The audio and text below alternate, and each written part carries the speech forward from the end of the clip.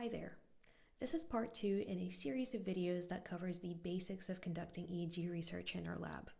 In the last video, we've looked at the general principles behind EEG and explored the hardware components that make up an EEG kit. If you haven't seen that video, I highly recommend you check it out first. Today, we'll shift our focus to software, taking a closer look at EEG 64, a desktop app for collecting and managing EEG data. By the end of this video, you will become familiar with the app interface, conduct your very first EEG recording, and learn how to set up different hardware configurations, including EEG caps and additional sensors. I should also add that this tutorial is by no means exhaustive and won't be covering every single feature of the app. For more information, you should reference the EEG user manual, which is available both as a PDF file and a printed document in our lab. With that, let's jump right into it. When you launch the EEG app, you'll be taken to the homepage with multiple controls available to you in the top left corner of the screen. In the top ribbon, you'll find the drop-down menu button, which importantly contains the Options menu. To access options, you'll have to type in 4 zeros into the pop-up window. Here, you'll be able to change some general app settings, including things like the default values for recording parameters and event trigger settings. Just below the ribbon, you'll see buttons titled Workflows, corresponding to the main types of things you can do within the app. Acquire will allow you to record the EEG data and view it in real time. Review and Export is where you'd go after your recording is complete when you want to view your data and save it for analysis. Subjects and Recordings provides a space for you to edit your participants' information and delete files if you no longer need them. Edit Montage and Amplifier are where you'd go when you need to configure the software for a new EEG cap or some combination of additional sensors. Edit Annotations provides a way to add timestamps and comments to your existing files. And finally, Storage allows you to set advanced options for the app's internal database, which it uses to store your data. As you might have noticed by now, clicking on each of these buttons completely transforms the main window, giving you different options depending on the selected workflow. It should be noted that you can only open one workflow at a time, and any unsaved progress will be lost when you switch to another workflow. The final thing to note here is the status bar at the bottom of the screen, which displays general information about the database, available disk space, battery charge, and the amplifier status. The specific options here will change depending on the selected workflow. So, what do you do as a first-time user when you just open the app and want to record some EEG? Well, the first thing to do is select the Acquire workflow. Under Selection tab, you'll have to tell the app about your participant. Clicking New Subject will open up a window with separate fields for name and surname, which can be used for study code and participant ID instead. Alternatively, if the participant is already in the system and your goal is to do a repeat recording, you'll just have to select the participant from the list on the right-hand side. Next, you'll want to specify the recording parameters. Here, you'll have to choose a sampling rate, which will define how often the EEG signal will be measured in a second. For example, a sampling rate of 1000 Hz will mean that the software will receive 1000 snapshots of the raw EEG data every second. The higher the sampling rate, the clearer the signal. But you have to keep in mind that it comes at a price, with larger save files taking up more storage space and resulting in slower export and analysis. The next parameter is amplifier setup. Confusingly, it refers to a combination of the amplifier, the cap, and any additional sensors, whether bipolar or auxiliary. In practice, it tells the software about all channels that are present and their type, affecting how the data is recorded. The names of these contain some clues as to the combination of channels used. For example, EEG 64 BIP 24 CA 208 refers to a setup with 64 EEG channels and 24 additional sensors, bipolar or auxiliary, which is based on a cap model with product code CA 208. Some of these may contain additional identifiers such as the number of EOG channels. So if you're working with the modified waveguard connect caps reviewed in the previous video, you'd need to select the option with 61 EEG channels, 4 EOG channels, and CA202 cap model. If such option is not available in the menu, or you're working with some additional sensors such as the accelerometer, you'll have to create a custom configuration. We'll cover how to do that later in this video. Moving on, you'll see an option for montage setup, which will be chosen automatically once the amplifier is selected. In EEGO, montage refers to the way your setup is displayed. It does not influence how data is recorded and only affects how it appears on the screen. Most amplifier setups will have a matching montage of the same name, which will display all available channels when selected. Finally, under Session Control, you'll want to keep annotations and network events boxes ticked to make sure that the event codes from your task or response device can be picked up and incorporated into the EEG stream.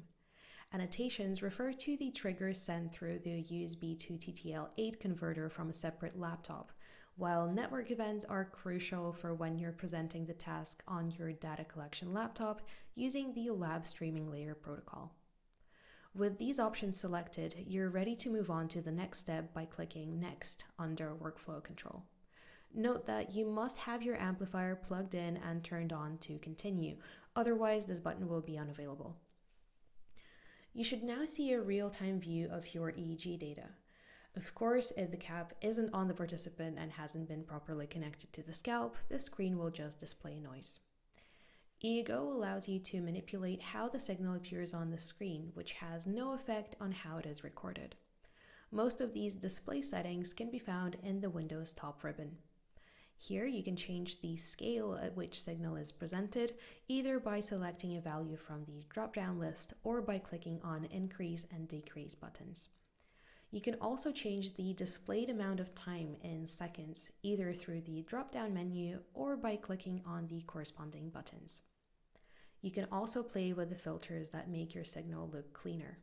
For example, you can enable or disable the 50 Hz notch filter, which will get rid of the power line noise introduced by power outlets and electronic equipment in the room.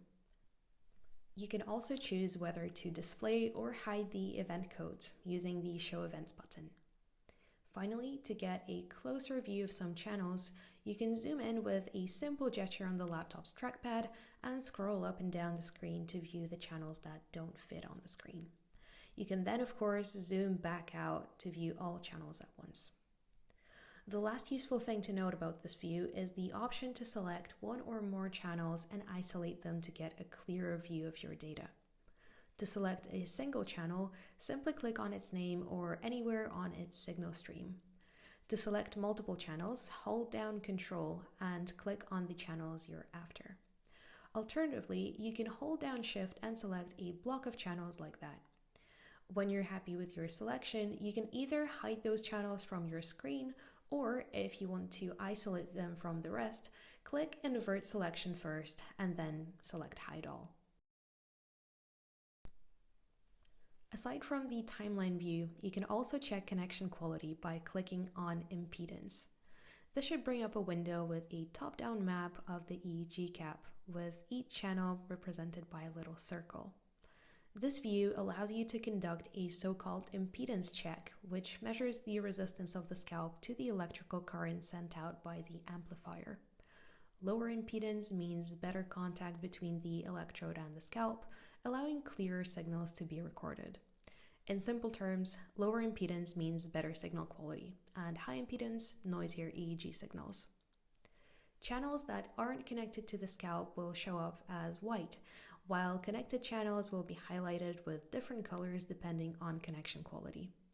Generally, green marks lower impedances and hence better connection, while orange means higher impedances and worse connection.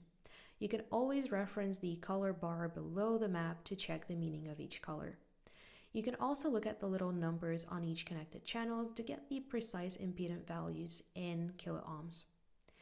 To return to the timeline view, you can simply click on Stop Impedance.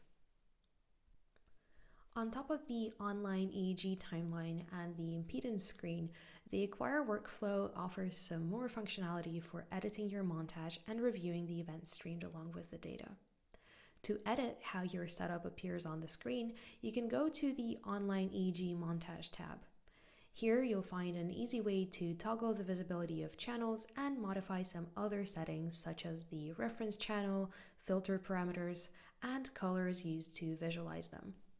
Essentially, this allows you to do most things available in the edit montage workflow, with changes affecting only the active recording session. And if you'd like to monitor the types of events streamed from your ongoing task and check the exact number of each, you can go to the Online EEG Events tab. Your custom event codes will appear under Trigger, with the number of occurrences displayed next to each. Events will be separated into segments, which refer to multiple recordings conducted without quitting the Acquire workflow. To return to the real-time stream view, simply click on the Online EEG tab. Alright, so now that you know your way around the app, let's record some data.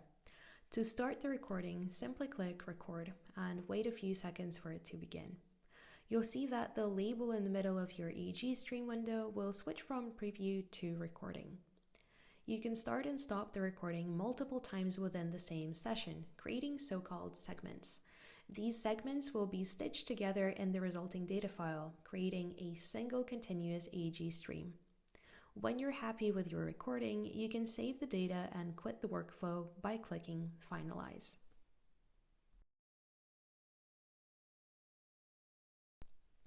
To view your freshly recorded data, click on Review and Export, and from the list of subjects, select the desired participant. Below the subject list, you'll see all data files available for the selected participant, with recording date, length, and number of segments listed for each file. To view the raw data, select a single file and click on Review. Raw data will then be displayed exactly as it was when recorded, and you'll be able to scroll through it by dragging the selection window along the timeline. To modify how the data appears on the screen without affecting the save file itself, you can use the same controls as in the Acquire workflow, with things like scale, time span, and filter options available in the top ribbon. If your recording features event codes, you can also turn them off and on.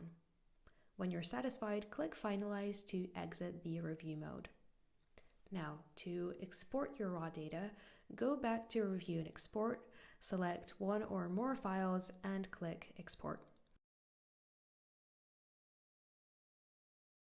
In the pop-up window, make sure that Dry Electrode Processing is set to Raw EEG and that Post-Processing is turned off.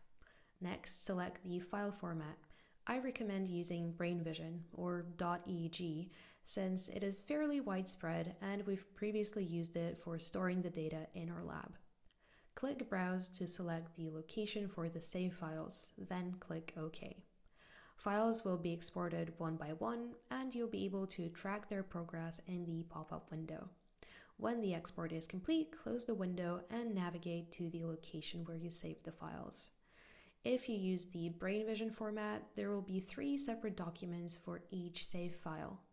To get them off the data collection laptop, you can compress all files into a single zip folder, which you can then copy on an external drive or simply email to yourself or anyone else involved in the data analysis.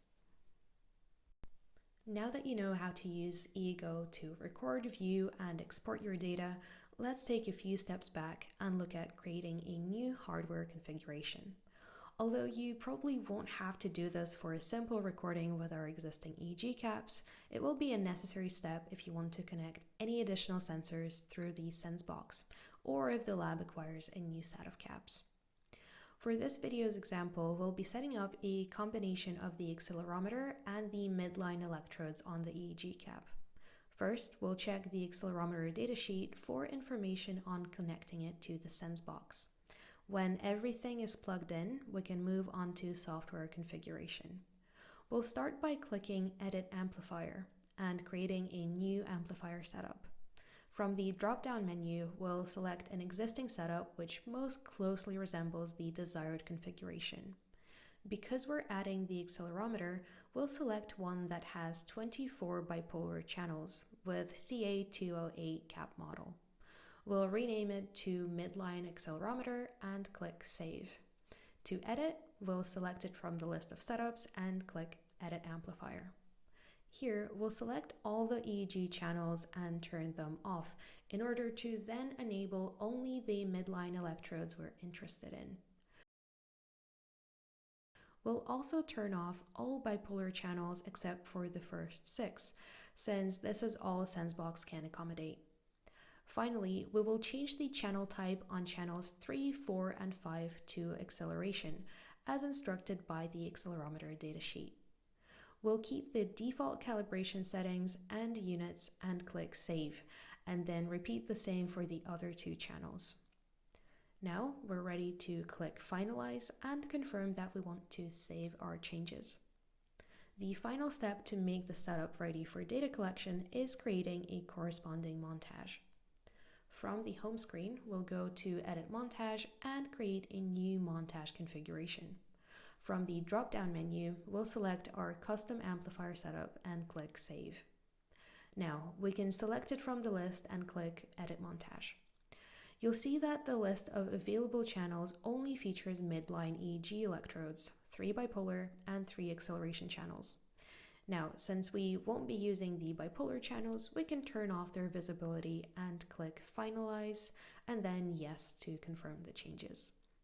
Our new setup will now be available for use in the Acquire workflow. Once we start our online EEG stream, we can confirm that the accelerometer works as intended by moving the sensor up and down, forwards and backwards, and left and right to see the corresponding activity in the individual acceleration channels. That brings us to the end of this video. As mentioned earlier, the aim of this tutorial was to give you a general idea of the sorts of things you can do in EEGO 64 and set you up for your first EEG recording. For more information, you can reference the user manual, which provides a more detailed explanation of the app's functionality. In the next video, we will demonstrate how to cap participants for data collection and clean the EEG kit after the recording is complete. Hope to see you there, and bye for now.